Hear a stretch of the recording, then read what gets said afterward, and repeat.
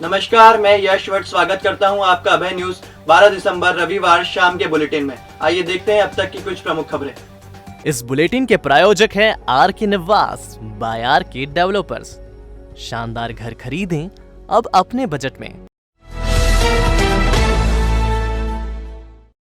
Love जिहाद के मामले में कार्रवाई करने में लेटलाती के चलते यादव नगर के लोगों ने रविवार को चिमनगंज थाना घेर दिया। करीब 2 घंटे तक रहवासी थाने पर बैठे रहे। रहवासियों ने लव जिहाद करने वाले युवक और उसके रिश्तेदारों की गिरफ्तारी की मांग की। अधिकारियों की समझाइश का असर भी नहीं दिखाई दिया। आखिर में टीआई ने आश्वस्त किया तो 2 दिन का अल्टीमेटम देकर रहवासी चले गए। उन्होंने साफ किया कि अब थाने नहीं आएंगे, सीधे चक्का जाम करेंगे। दरअसल यादव नगर में रहने वाले रहीम कुरैशी नामक युवक अपने मकान के सामने रहने वाली एक युवती को 4 दिन पहले भगा ले गया था। रहीम यूं तो नागदा का रहने वाला है, लेकिन वह यह अपने ससुराल में किराए के मकान में पत्नी और एक बच्ची के साथ रहता था। युवती घर से 20,000 रुपए नगद, जरूरी दस्तावेज लेकर गई है। अपने स्तर पर घर वालों ने पुलिस को सूचना दी, लेकिन पुलिस कोई प्रभावी कार्रवाई करने के बजाय मामले को टालने में लगी थी। इसी से लोगों का गुस्सा भड़क गया। उन्होंने रविवार की शाम चिमनगंज थाने का घेराव कर दिया। लोग काफी देर तक प्रदर्शन करते रहे। आखिरकार टीआई ने उन्हें प्रभावी कार्रवाई का भरोसा दिया जब वह हटे। हालांकि उन्होंने अल्टीमेटम दिया है कि 2 दिन के भीतर अगर लड़की की बरामदगी नहीं हुई तो सीधे चक्का जाम कर दिया जाएगा। लगभग 6-7 दिन पहले किरण नाम की लड़की यादव नगर में रहती है। वो अपने आस पड़ोस में रहने वाले एक मुस्लिम युवक रहीम के साथ चली गई है। तो उसकी गुमशुदगी दर्ज है, लड़की वयस्क है। उसको ढूंढने का प्रयास किया जा रहा है। उसी के ढूंढने में और ढूंढने के कामों में तेजी लाई जाए, इस संबंध में उस लड़की के परिजन और उसके मित्र लोग थाने पर बातचीत करने के लिए आए थे। उनसे बातचीत की गई है और उनके द्वारा जो बिंदु दिए गए हैं उनको भी हमने जांच में रखा है और शीघ्र ही हम लड़की को दस्तयाब करेंगे तो मामले का पटाक्षेप करेंगे।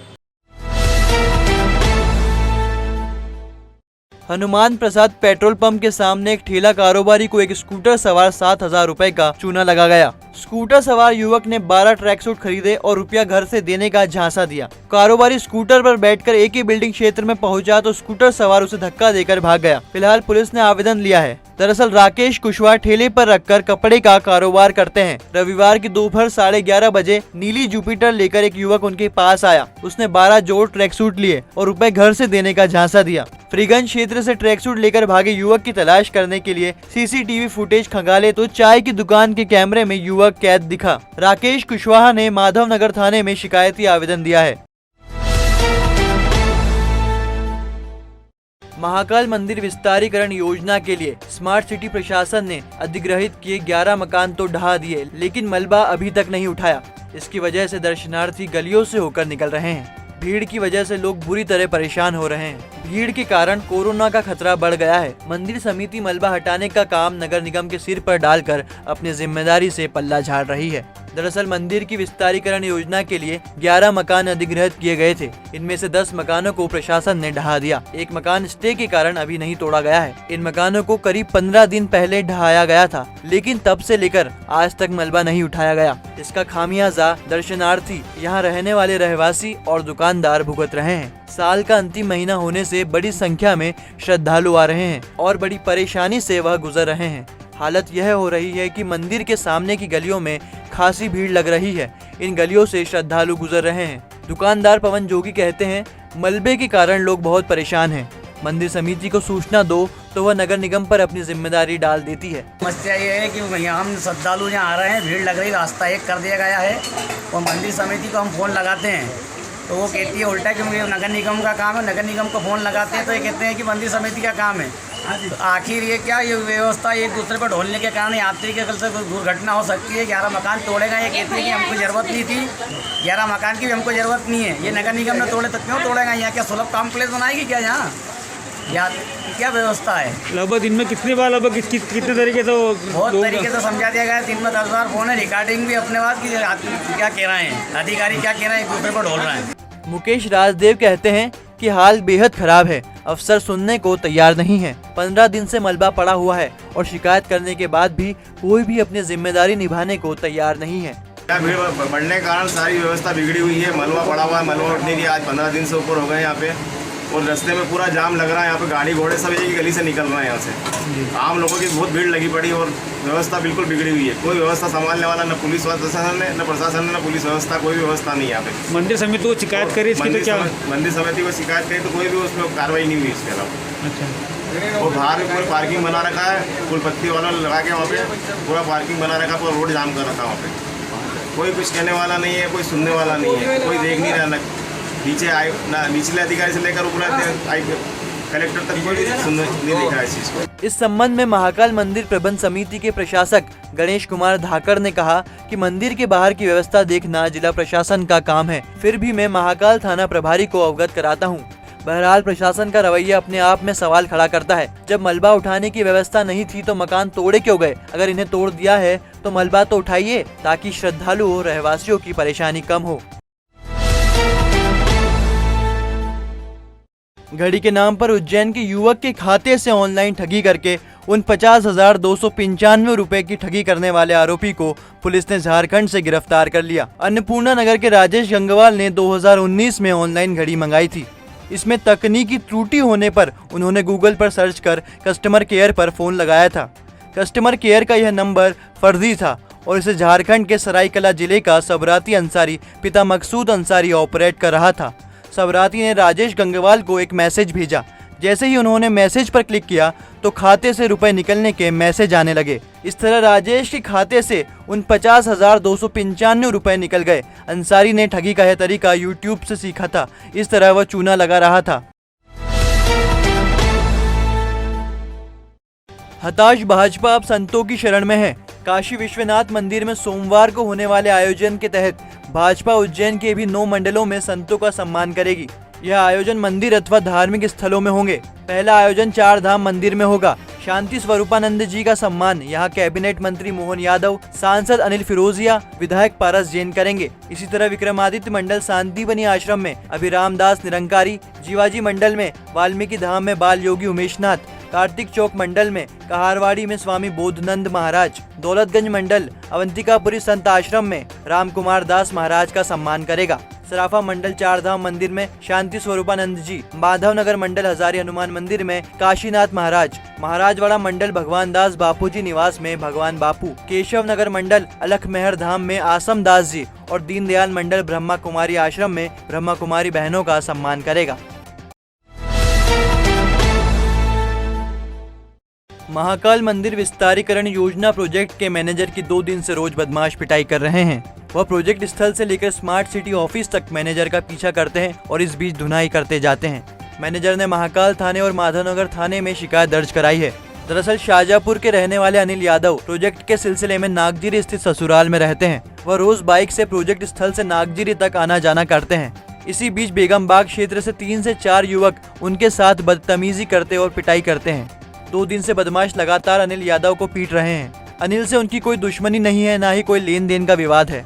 बावजूद इसके रात को काम से निकलते समय वह पीछा करते हैं और पिटाई शुरू कर देते हैं। अनिल यादव ने महाकाल थाने के साथ माधवनगर थाने में भी शिकायत दर्ज कराई है। मैं महाकाल प्रोजेक्ट में काम करता हूं सर। मेरे साथ रोज़ शाम को मैं 8 बजे 8:30 बजे घर के लिए निकलता हूं। 4-5 लड़के मुझे छेड़खानी करते हैं और गाली गलौज कर रहे हैं और मारपीट कर रहे हैं। वो बेगम बाग तरफ, कोठी रोड तरफ कल रात को भी की और परसों के दिन भी की। महाकाल थाने में भी की और इसके बाद में महादेव नगर में भी आया हूँ। अभी कलेक्टर साहब से भी बोला था एक बार। मेरी जान पे खतरा है सर। यही चाहता हूँ मैं बचाव के लिए कुछ मदद मिल पाए।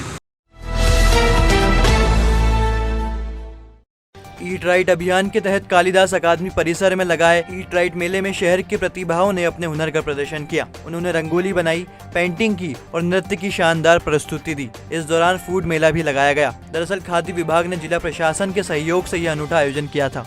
इसमें शहर की प्रतिभाओं ने रंगोली, पेंटिंग और गीत संगीत की प्रस्तुति दी। रविवार का दिन होने से बड़ी संख्या में लोग मेले में पहुंचे। मेले में आने वालों के लिए निःशुल्क दूध और खिचड़ी की व्यवस्था इस्कॉन की तरफ से की गई थी। छोटे छोटे बच्चों ने भी मंच पर आकर शानदार प्रस्तुति दी।